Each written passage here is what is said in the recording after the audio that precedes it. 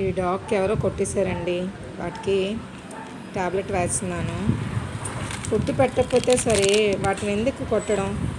అవి వాటి బాధని నోటితో చెప్పుకోలేవండి. దయచేసి కొట్టకండి.